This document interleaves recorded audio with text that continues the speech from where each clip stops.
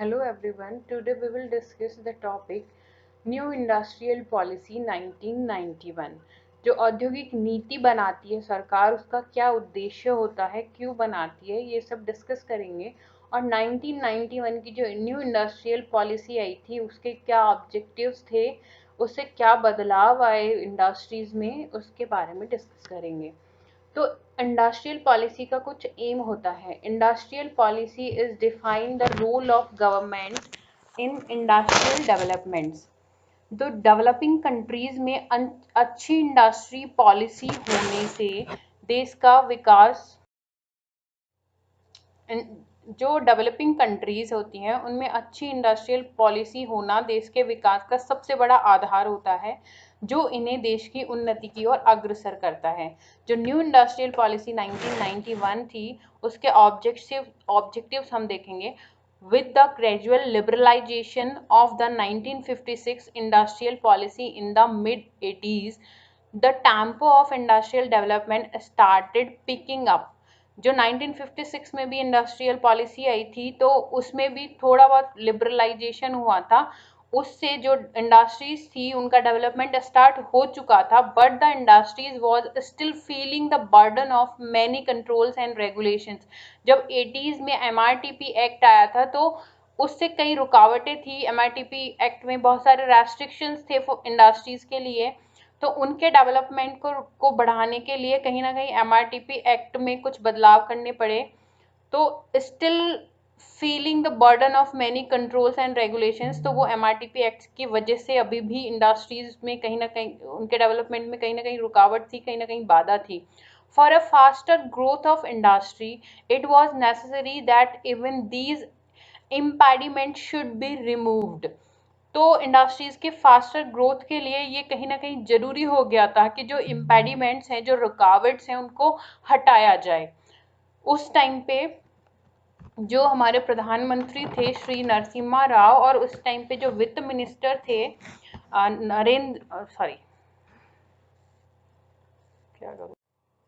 जो new industry policy थी 1991 की, तो जब भारत की इकोनॉमी नीचे जाने लगी 1991 में, काफ़ी क्राइसिस आया था मनी का, तो भारत की इकोनॉमी काफ़ी नीचे चली गई थी, फॉरेन एक्सचेंज सब खत्म हो गए थे। तब उस टाइम जो सरकार थी, प्रधानमंत्री पीवी नरसिम्हा राव और वित्त मंत्री मनमोहन सिंह ने भारत की इकोनॉमी को खोल दिया, ओपन कर दिया, बाहर के इन्वेस्टर्स को इनवाइट किया, ये इकोनॉमी रिफॉर्म लेकर आए। इस इकोनॉमिक रिफॉर्म में 3 टर्म्स इंट्रोड्यूस हुई थी, LPG, liberalisation, privatisation and globalisation.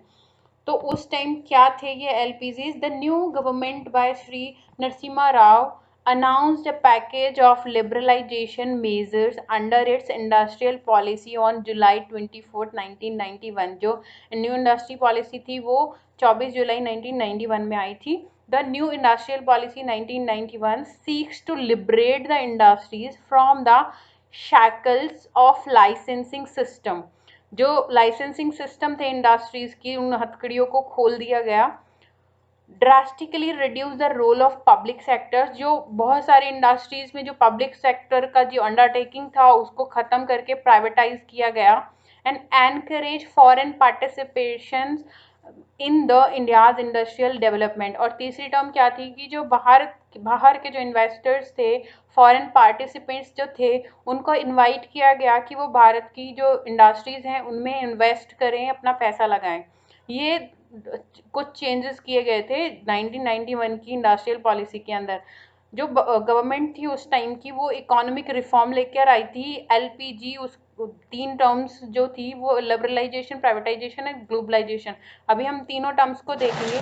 Liberalisation मतलब flexibility, flexible policies like dilution of MRTP act को कुछ कम किया गया। Reduction in rate of import duties, in control on foreign exchange, financial and banking sectors में reform आया। ये कहा गया कि जो बैंक्स हैं उनको आरबीआई कंट्रोल करेगा, सरकार का हस्तक्षेप उसमें नहीं होगा, गवर्नमेंट कुछ भी नहीं करेगी बैंकों के लिए, और आरबीआई उनको कंट्रोल करेगा। और इसका जो लिबरलाइजेशन है मतलब अपनी पॉलिसीज़ में रियायत देना, कुछ छूट देना, फ्लेक्सिबल बनाना। तो ये तो था लिबरलाइजेशन। उसके बाद था प्राइवेटाइजेशन। प्राइवेटाइजेशन का मतलब होता है कि privatisation is defined as when the control of economy is shifted to public to a private hand.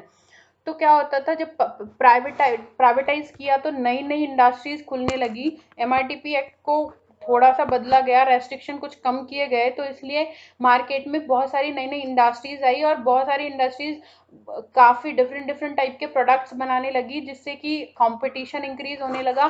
Competition increase होने लगा तो जो कॉस्ट थी किसी भी प्रोडक्ट की वो कम होने लगी। तो इससे क्या हुआ, एम्प्लॉयमेंट जनरेट हुआ। इस तरीके से प्राइवेटाइजेशन का फायदा इंडस्ट्री को मिला। ग्रुप ऑफ ऑर्गेनाइजेशन काम करते हैं तो कंपटीशन बढ़ता है, कंपटीशन बढ़ता है तो एम्प्लॉयमेंट जनरेट होता है, रोजगार जनरेट होता है और इकोनॉमिक ग्रोथ बढ़ जाती है। तो इस तरीके से था प्राइवेटाइजेशन। उसके बाद आता है globalisation, the process by which regional economies, societies and cultures have become integrated through a global network communication, transportation and trade। जो आउटसाइडर्स थे, बाहर की जो कंपनीज थी, उनको इन्वेस्ट करने के लिए इनवाइट किया गया, जिससे जीडीपी ग्रोथ बढ़ गई और अल्टीमेटली एम्प्लॉयमेंट जनरेट हुआ। हमारी इकोनॉमी को दुनिया की इकोनॉमी से जोड़ दिया गया। एलपीजी का इफेक्ट क्या हुआ, इंडिया की इकोनॉमी वर्ल्ड की इकोनॉमी से कनेक्ट हो गई। Various private companies entered into the market, the integration of national economies into the world economy through trade, foreign direct investment, capital flows, and spread of the technology. The made by passes agro-based industries which are major source of generation of employment, ज़्यादा जोर दिया गया agro-based industries पर, permitting free entry of the multinational corporates in the consumer goods sector. LPG model hit the interest of the small and medium sector engaged in the production of consumer goods।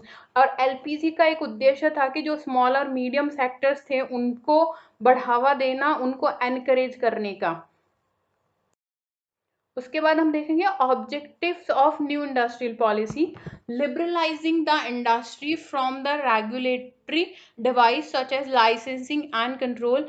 जो liberalising में क्या हुआ था कि पहले क्या था कि जो भी इंडस्ट्रीज थी जो प्रोडक्ट बनाती थी सब लाइसेंस बेस्ड था, लाइसेंस लेना पड़ता था प्रोडक्ट को बनाने से पहले, तो कुछ कुछ रुकावटें थी, हर्डल्स थे। तो क्या किया कि कुछ कुछ इंडस्ट्रीज को छोड़ के, कुछ प्रोडक्ट को छोड़ के बाकी सबको लाइसेंस फ्री कर दिया, जिससे क्या हुआ कि इंडस्ट्री में एक बूस्टअप आया। Enhancing support to the small sector, जो स्मॉल सेक्टर्स हैं उनको एनहांस करने के लिए जोर दिया गया। Increasing competitiveness of industry for the benefit of the common man, ensuring running of public enterprise on business line and thus cutting their losses, providing more incentives for industrialization of the backward areas। जो backward areas में industries को setup करने के लिए कुछ help दी गई, help provide की गई, प्रोत्साहन राशि दी गई ताकि बैकवर्ड एरियाज गांव में भी इंडस्ट्रीज डेवलप हो सके। ensuring rapid industrial development in a competitive environment। The new industrial policy has made very significant changes in four main areas। Industrial licensing, role of public sector licensing को हटा दिया गया था। Foreign foreign investment and technology and the MRTP act, इन चीज़ों पे ज़्यादा changes आए, ज़्यादा बदलाव किए गए थे, या फिर इन 4 पॉइंट्स पे ज़्यादा फोकस किया गया था। Abolition of industrial licensing, licensing को हटाया गया। 18 industries were placed in this list of industries that required licence. Only 18 industries को शुरुआत में रखा गया कि इन 18 के लिए सिर्फ लाइसेंस चाहिए होगा, रिक्वायर्ड होगा। लेकिन बाद में कुछ अमेंडमेंट किए गए पॉलिसी के अंदर और वो लिस्ट घटाई गई, जो 18 थी वो कम करके सिर्फ 5 कर दी गई। It now covers only 5 industries relating to health, security and strategic concern that required compulsory licensing। only 5 industries हैं जिनको licensing की जरूरत है। Changes in the MRTP act, जो एमआरटीपी एक्ट था मोनोपोली रेस्ट्रिक्टिव ट्रेड प्रैक्टिस 1969 में जो एक्ट आया था मोनोपोली को हटाने के लिए, तो में कुछ बदलाव लाए गए। उस ट्रेड जो एक्ट था अभी अबॉलिश हो गया है और उसकी जगह पे कंपटीशन एक्ट 2002 अभी वर्किंग है। एमआरटीपी एक्ट अभी वर्किंग नहीं है, लेकिन उस टाइम पे इस एक्ट में भी कुछ बदलाव किए गए थे, क्योंकि इस एक्ट के थ्रू भी कुछ हर्डल्स थे इंडस्ट्रीज के डेवलपमेंट को, तो इसलिए इस एक्ट को थोड़ा सा बदला गया। Greater support to small scale industries ऊपर भी आ गया था। The new industrial policy seek to provide greater government support to the small scale industries so that they very may grow rapidly under environment of economic efficiency and technology upgradation. The public sector's role has been confined largely to industries of defense, strategic and environmental concern. ये जो department है ये अभी भी public के पास है, government के पास है, पब्लिक सेक्टर्स के पास हैं। इनमें जो लाइसेंसिंग और इन सब चीज़ों की ज़रूरत है, रिक्वायरमेंट है। इससे क्या हुआ, न्यू जो 1991 की जो पॉलिसी थी, thus new policies market friendly and aim at making the best use of available entrepreneurial talent in a congenial industrial environment. मतलब जो एंटरप्रेन्योर्स थे उनके अनुकूल एनवायरनमेंट क्रिएट करने में कहीं ना कहीं फायदेमंद थी ये। The industry is thus expected to grow faster under New Industrial Policy 1991, और ये एक्सपेक्ट किया गया कि ये जो इंडस्ट्रियल पॉलिसी आई है 1991, इसके बाद इंडस्ट्रीज की फास्ट ग्रोथ होगी और कहीं ना कहीं बिजनेस बढ़ेगा और देश की इकोनॉमी बढ़ेगी। इस तरीके से इसका मोटिव यही था 1991 इंडस्ट्रियल पॉलिसी का। Thank you.